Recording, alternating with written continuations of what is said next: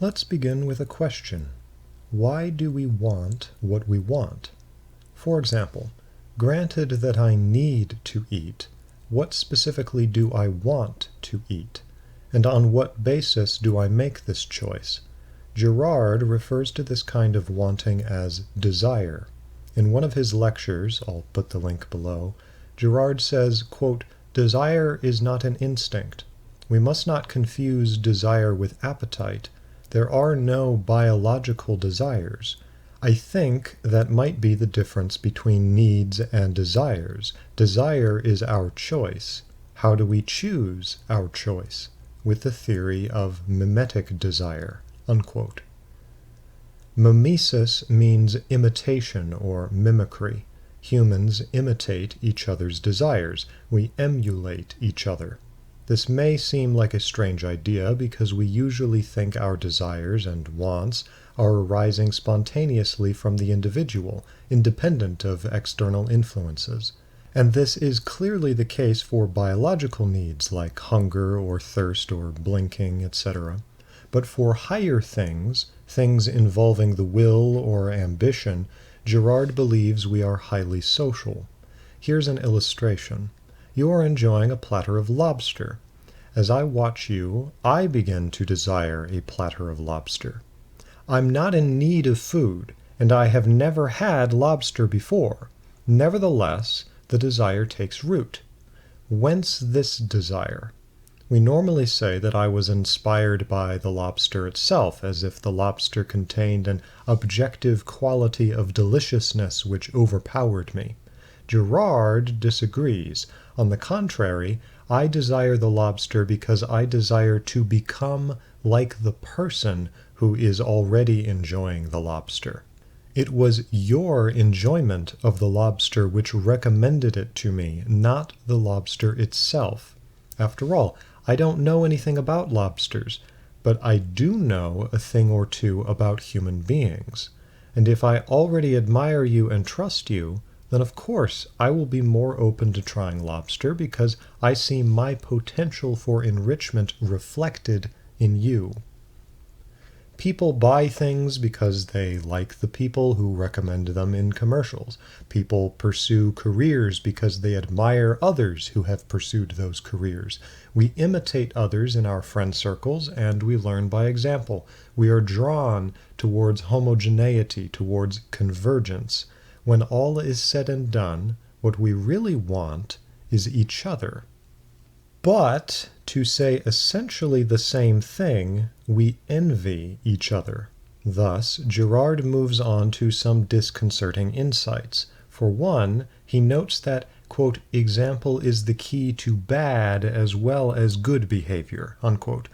More importantly, however, he claims, quote, "according to the mimetic desire theory, human conflict is not due to the fact that people are hostile to each other, but that in a way, they are too friendly with each other, that as soon as we admire someone, or even are close with someone, we tend to desire the same things because we imitate each other."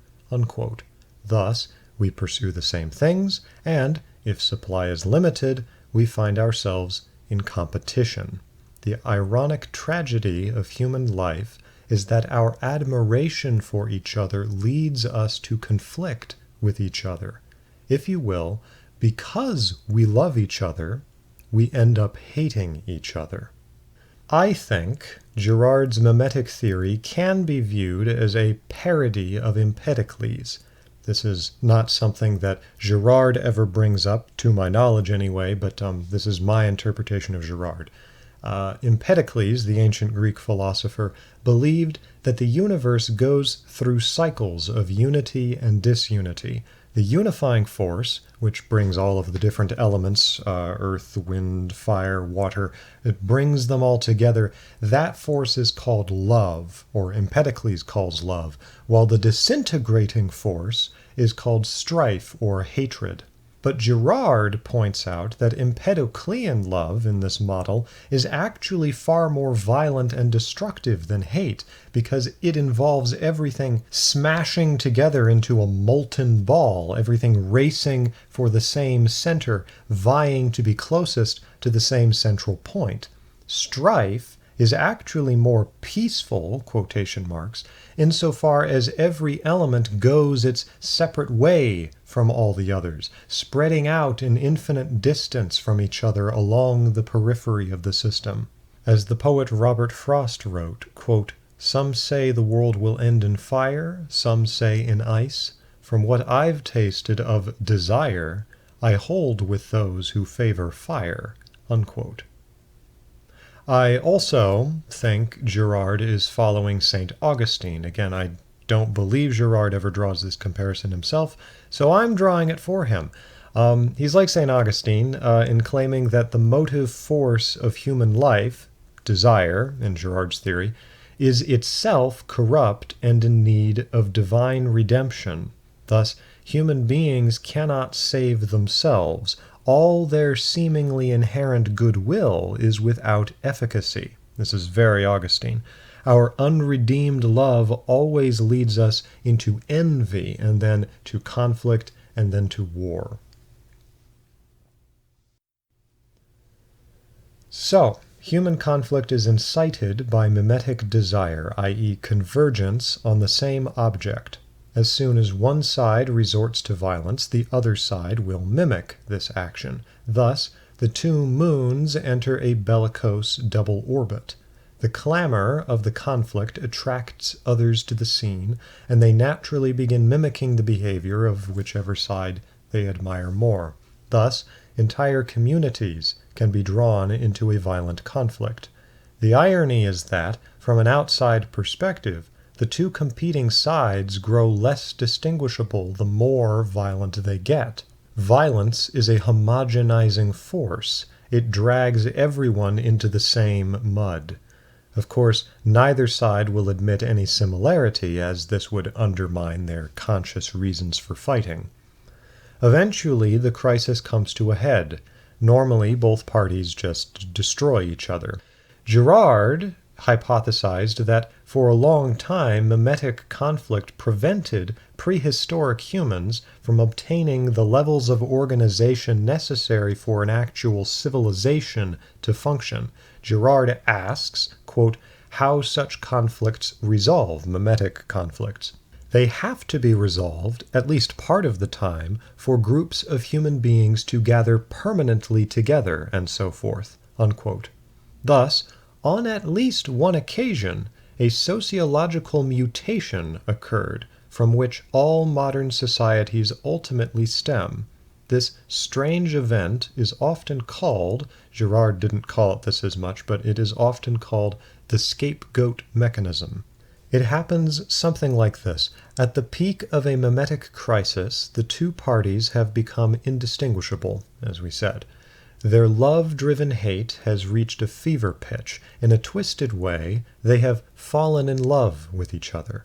On an unconscious level, they don't want to fight anymore, and yet they cannot simply stop, because their love is itself corrupt and always leads them back into hate. Their love, being impure, necessarily excretes an equal amount of poison in the form of envy. This buildup of bitterness demands an outlet in the form of violence. In Jungian terms, they are haunted by their shadow. In Freudian terms, they are haunted by their id. How is this dragon overcome? By a collective redirection of violence onto an arbitrary third party. The two parties, the two conflicting parties, persuade themselves that this third party, who might be an outsider or might have been a member of one of the two parties, it doesn't really matter, it's just that they have identified someone else who they can conflict with. This third party is, to them, somehow more to blame for the current crisis than anyone else. Thus, the two parties absolve themselves and each other of guilt and place it all upon this chosen victim, whom they now imagine was pulling the strings all along. We really love each other, they say, but this person manipulated us into fighting. They turned us against each other. They are the victim destined to receive our buildup of venom. Thus, the scapegoat is brutally murdered for society's sins. This completes a remarkable transformation. The once warring parties are now a unified society. The friends, having discovered, or rather invented, the true cause of their conflict, go back to being friends. It is by scapegoating that humans are able to overcome their antisocial tendencies. Society, according to Girard, is founded on a sleight of hand. And to further solidify this sleight of hand, it creates religion and ritual to preserve the cathartic effects of the founding murder. Girard, following Fraser, argued at length that all primitive religions are centered around the ritualized reenactment of this murder, to which society is gratefully attributed. And as the force of these rituals fades over the generations, a new mimetic crisis begins to develop, and the cycle begins anew. At first glance, Christianity appears to be just another instance of scapegoating. But Girard emphatically disagrees. On the contrary, the Christian myth presented in the Gospels is a satire of the scapegoat mechanism. This is because Jesus Christ is presented as incontestably innocent, or at the very least as undeserving of his death. Yet he is still made a scapegoat. In all previous myths, the scapegoat is genuinely deserving of their fate, genuinely at the root of the conflict. But Jesus is not. Pontius Pilate declares him innocent in the stories, and even contrasts him with the murderer Barabbas. Yet the people scapegoat Jesus, not Barabbas. Why? Because the scapegoat mechanism is a sham. The Gospels are designed to besiege our unconscious scapegoating tendencies. They show that the blame for humanity's troubles cannot be placed on one party alone. All of humanity is to blame for its own troubles. The blame is diffuse through society. There are no true villains on whom we can lay all the blame. Everyone is guilty. Therefore, no one can justly be punished. We can see here Girard's very Catholic sense of original sin. So wrote Dostoevsky, too, through the mouthpiece of Father Zosima. Quote, "There is one way for you to overcome these obstacles. Take firm hold of yourselves and make yourselves answerable for all men's sins. This is also the truth, friends. For as soon as one sincerely accepts the idea that he is answerable for the sins of all men, he will realize that that is indeed the truth, that he is answerable for everybody and everything. But if you seek excuse for your idleness and impotence by blaming other people, you will end up bloated with Satan's pride and murmuring against God." Unquote. For Girard, the crucifixion of Jesus and its presentation in the Gospels forced a gradual transformation of humanity's unconscious up to the present day. It sowed the seed of doubt in the efficacy of scapegoating itself. We begin to see the innocent lamb in the victims we try to scapegoat, and this drives us insane. In the same way a clogged needle drives a heroin addict insane, it becomes harder and harder for us to get our hit of scapegoating. Thus, ironically, Christ really does exacerbate the scapegoat mechanism and causes an increase in violence, beginning in the Middle Ages and spiraling out of control in the present day. Greater and greater sacrifices have to be made in order to pacify our violent natures. Our enemies have to be painted in darker and darker colors and deserving of worse and worse fates. There have to be more enemies, more bloodshed, in the same way that you have to press down harder with a drying pen to get the ink flowing. The catastrophes of the modern world are the terrible death throes of the scapegoat mechanism as it tries desperately to get itself to work again. Thus, Christ is, if you will, an anti-scapegoat, or an in-a-scapegoat, whose sacrifice triggered the opposite effects of all previous scapegoats. The mythical scapegoat is a villain who we get to join in punishing and thereby feel relieved of our own sins. But the Christian scapegoat, according to Girard, is an innocent lamb who we punish and abuse and load up with all our violence, but it gives us no catharsis because we know this stupid, God-intoxicated, crazy carpenter from Galilean backwater is innocent.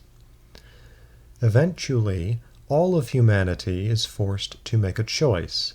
They can continue trying to scapegoat, in which case they will find that all of humanity is the only worthy scapegoat for all of humanity, and we consequently murder ourselves, or we can give up scapegoating altogether, accept the weight of all humanity on our shoulders, and give ourselves over to charity, which is God.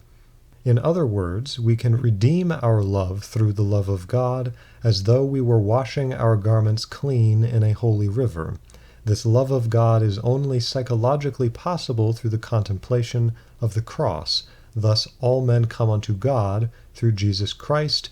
Voila, René Girard.